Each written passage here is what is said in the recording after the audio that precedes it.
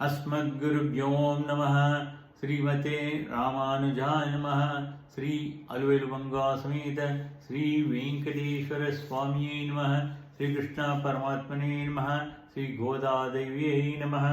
नीलातुङ्गस्तनिगिरितटिसुप्तबोधकृष्णं पारात्यं संश्रुतिसदमध्यापयन्ति सोचिष्टमय्यां सदिनिगणतया पुङ्क्त्वै गोदा तस्यै नम इदमिदमस्तु भूयः। அன்னவையில் புதுவையில் ஆண்டாள் அரங்கற்க பண்ணு திருப்பாழ்பல்பதியம் இன்னிசையால் பாடி கொடுத்த பாமாலை பூமாலை சுழி கொடுத்தாளை சொல்லு சுழி கொடுத்த சுழ்கொடியே தொல்பாவை பாடி அல்வ பல்வலாய் నాడి నీ వేంగడ వర్క ఇమ్మాత్రం నాగణ నల్గ. భక్తులందరికీ నేటి 18వ పాఠంకి స్వాగతం. నిన్న ఆచార్యుడు నందగోపుడు మంత్రము యశోద మరి పరమాత్మ అయిన కృష్ణుని అతని సోదరుడు బలరాముని లేపారు. உந்து மதுகழுது ஓடாதா தோள்வழியன் நந்த கோபாலன் மருமகளே நப்பின்னாய் கந்தம் கமம் குழலி கடை திருவாய் வஞ்சிங்கும் கோழி அனைத்திகான் மாதவி பந்தன் மேல் பல்கால் குயிலினங்கன் குயினிகான் பந்தான் பேர் பாடா செந்தாமரை கையாள் ஷீரார் ஒளிப்பா வந்து திருவாய் మగడిందేలోరెంబావోయ్. ఈ పాఠాన్ని రెండోసారి అనుసంధించాలి. ముందు మగళతో ఓడాదా తోಳ್వழிయన్ నంద గోపాలన్ మరుమகளே నప్పిన్నాయ్ కందం కమం కొళలి కడై తిరువాయ్ வந்திங்கும் கோழி அனைத்திகான் மாதவி பந்தன் மேல் பல்கால் குயிலினங்கன் குவினிகான் பந்தான் வயத்தன் பேர் பாட செந்தாமழை கொழிப்ப வந்து రంబావోయ్ అన్నాతర్వేషణం. శ్రీకృష్ణుని లేపుటకు నీలాదేవిని లేపుట మరిచిపోటచే నీలాదేవిని ప్రత్యేకంగా లేపుట ఉచ్యతమని మదజలము ప్రసవించు దర్పము గల అనేక ఏనుగుల సమూహంతో ఓడనట్టి దర్పము గల అనేక ఏనుగులతో సమూహంతో భుజగల వల్ల నందగోపాల్ యొక్క కోడెవెను ఓ నప్పిన్న పిరాటి నీల సుగంధర పరిమళమును లొలకించుచు కుంతలములు కదదాన తలుపు తీరువమ్మ. ఊరిలో అంతటా వచ్చి తెల్లవారిపోయిందని కోళ్ళు కేకలేయుచున్నవి. నీ రాకకై బండి గురవింద పందిరిపై ఎప్పటి నుండో అనేక సార్లు కోకిలలు గుంపులు కూయుచున్నవి. బంతుల వలె ఒప్పుచున్న వేడు కలదాన నీ మేనత్త కుమారుడైన కృష్ణుని నామ సంకీర్తం చేయుచున్నాము కనుక ఎర్ర తామరలు పోలిన మృదువైన దివ్య హస్తములతో నీ చేతికి అమరి ఉన్నట్టి కళ్యాణ గుణము గల గాజులు గల ధ్వనించుచున్నట్టుగా వచ్చి తలుపు తెరువమ్మ. మేము కోరటచే కాక నీవే సంతోషిస్తూ రావాల్సింది అని నీలాదేవిని లేపబడింది. ఈరోజు లోకేశ్వరి అయిన అమ్మను ప్రార్థించి క్రమం. ఈరోజు పరిపూర్ణులు జ్ఞానశక్తులు గల సర్వేశ్వర తత్వం సర్వనామావళి సముద్రణకై సులభమై దిగివచ్చి మంత్రపూతమైన దశమిచ్చు స్థానములే దేవాలయములు. వేదైక ప్రతిపాదుడైన అతన్ని ఈ సులభ స్థితిలో చూడగానే చులకన భావం కలుగుతుందని మందబుద్ధులకి. అది తప్పని పూర్ణ విశ్వాసం నీకుంటే ఇక్కడ నుంచే ఏమి కోరితే అవన్నీ కూడా పొందవచ్చని ఆండాల్ నిరూపించింది. ఆ నిరూపణే తిరుప్పావై. మంత్రంలో తిరుగాడే దైవాన్ని ఆచార్యులు శిష్యులకు అందిస్తారు. ఆ ఆచార్యులు భక్తుల ద్వారా మనకు తెలుస్తారు. ఆ భక్తుల మాట వినదగినదే అనిపించాలి. దానికి మనసు నిర్మలం కావాలి. లోపల సాత్విక గుణం పెరగాలి. ఆ సత్వగుణాన్ని బాగా పెంచే కాలం ఈ ధనుర్మాసం. మంచి కాలంలో మంచి బీజాలు మంచి క్షేత్రంలో నాటితే పంటలు పండుతాయి. ఈ మాసపు దినాలు మన మనసులనే బంగారు భూమిలో నాటుకోవడానికి ఆండాల్ తల్లి తిరుప్పావి అనే 30 పాసురాలను వేద బీజాలుగా అందించింది. ఆనందమే పంట, పుష్కలంగా ఇవి పండిస్తాయి. ఆ ఆనందమే కృష్ణుడు. మానవులంతా పరస్పర ప్రేమానురాగాలతో సుఖజీవనం సాగి తారి వ్రతం చేయాలి. ఈ వ్రతానికి కేంద్రం ఆలయం కనుక లోపలుండే దేవుణ్ణి ఎలా వెళ్ళి సేవించాలో, ఏమని ప్రార్థించాలో అందమైన కథతో నింపి అందించింది మన ఆండాల్. భక్తుల ద్వారా ఆచారం చేసి మంత్రం ఏమిటో గుర్తించాలని నిన్న నందగోపుణ్ణి, యశోదను, కృష్ణుని, బలరాముని వరుస క్రమంలో లేపారు. నందుడు ఆచార్యుడైతే యశోద నారాయణాష్టాక్షరి అక్షరి, కృష్ణుడు మంత్రార్థమైన సర్వేశ్వర తత్వం, బలరాముడు భగవాన్ని సేవించు నిత్యసూరులు. భాగవతులు ఇదే క్రమంలో మంత్రం లభించింది. మంత్రం తెలిస్తే చాలదు, భగవాన్ని ఆశ్రయించి కూడా మళ్ళీ పద్ధతిని ఉంది. అదేమిటో భాగవతులు వివరిస్తారు. కృష్ణుడు ఎక్కడా లేడ్రా, నీలాదేవి భవనంలో ఉంటాడు, అక్కడ దొరుకుతాడని బలరాముని రహస్యం చెప్పేశాడు నిన్న. ఈరోజు నీలాదేవిని మాత్రం లేపుతున్నారు. క్రమం తెలిసి నిర్మించిన ఆలయాల్లో ఈ పద్ధతి ఉంది. కోవెలకి పోగానే చిన్నగా గర్భానికి పోరాదు, ముందు భక్తుల మందిరాలు ఉంటాయి, నమస్కరించాలి. ఆపై ధ్వజగంధం వద్ద శిరస్సు వంచి లోపలకు చేరాలి.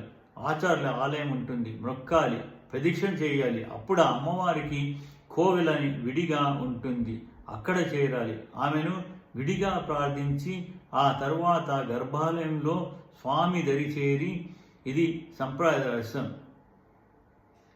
భక్తుల ద్వారా వేద విశ్వాసం కలిగి గురువు ద్వారా మంత్రంలోని భగవాన్ని దర్శనానికి ముందు అమ్మను ప్రార్థించాలి.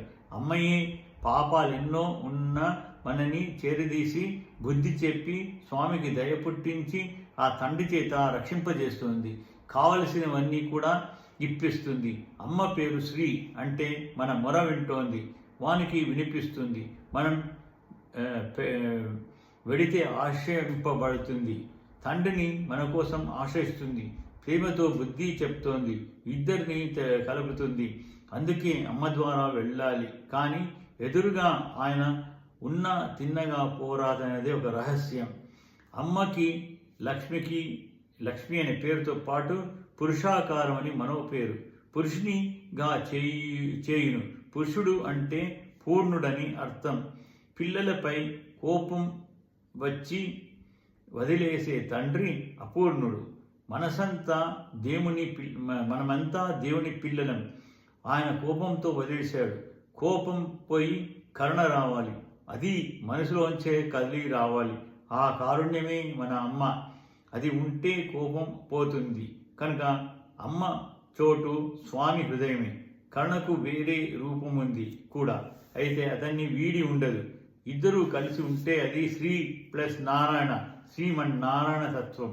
ప్రార్థించేటప్పుడు మాత్రం ముందు శ్రీనే ప్రార్థించి దయపైకి వచ్చాక అప్పుడు వాని పాదం పట్టాలి. ఆయన పూర్ణుడైనాడు. అమ్మ అలా వానిని చేసింది. అంచేత పురుషాకారం అంటారు. పురుషాకరణ అమ్మనెలా అడగాలో చెప్తోంది ఆండాల్ ఈరోజు. వారి దారి తప్పితే మనిషికి భాగవతులు సన్మార్గం చూపించినట్లుగా అమ్మను లేపండి, మీ పనులన్నీ అవుతాయని బలరాముడు చెప్పాడు. లంకలో ఎంత వెతికినా సీత కనపడేసరికి హనుమ దైవేచ తస్మై జనకాత్మజాయై, జనకునికి నిన్ను నీవే చూపుకున్నట్లుగా నన్ను అనుగ్రహించవమ్మా అన్నాడు.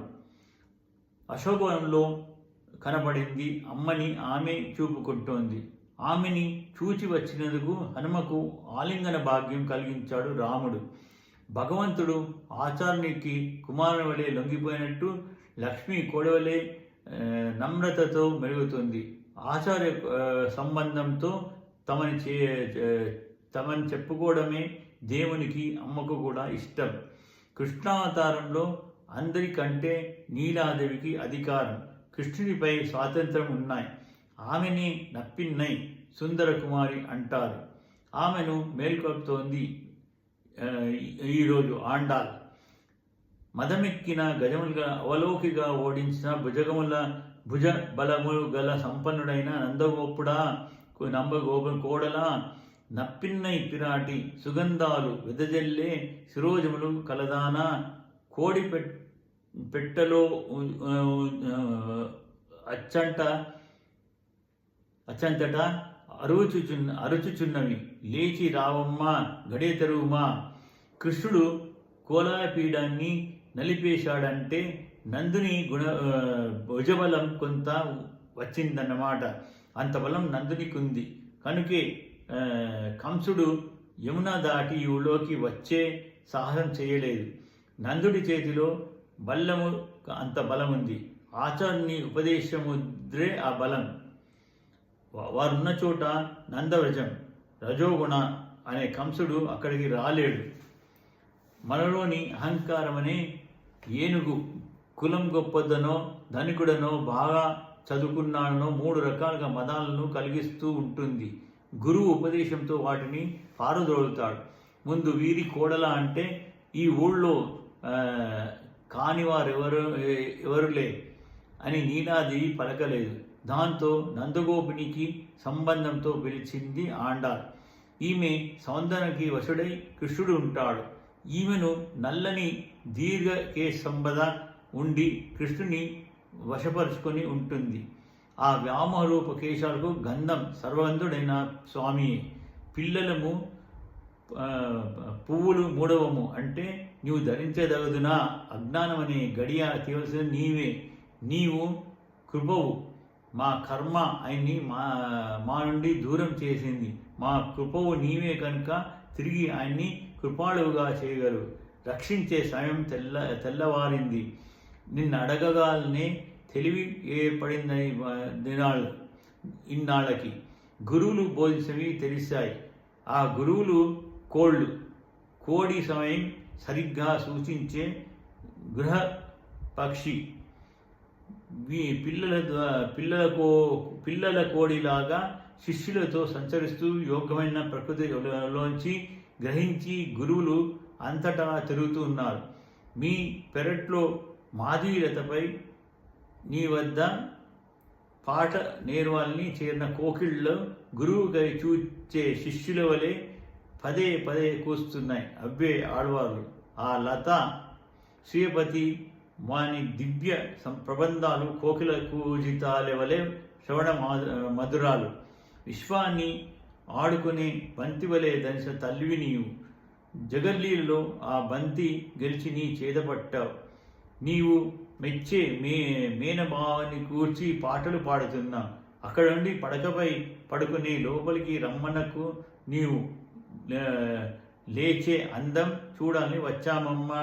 ఎర్ర తామర వంటి సుందర సుకుమార సుగంధ శ్రీ అష్టమగల గాజులు గలగల ధ్వని చేస్తుండగా నీవే వచ్చి ప్రేమతో తలుపు తెరువుము. నీ సౌందర్యం ఆ కంటి ఆకలిని గాజు ధ్వనిని చెవుల ఉపవాసాన్ని సుగంధ నాసిక ఉపవాసాన్ని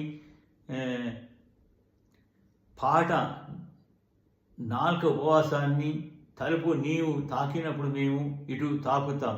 అది కూడా నీ స్పర్శ కలిగించి స్వగీంద్ర ఉపవాసాన్ని తీర్చాలి. అయ్యో అంటూ తీయకు, ఆహా అంటూ తీయవమ్మ అంటూ ఇందులో అమ్మను గ్రహించమని ప్రార్థించింది ఆండాల్. ఆండాల్ దేశం చేసి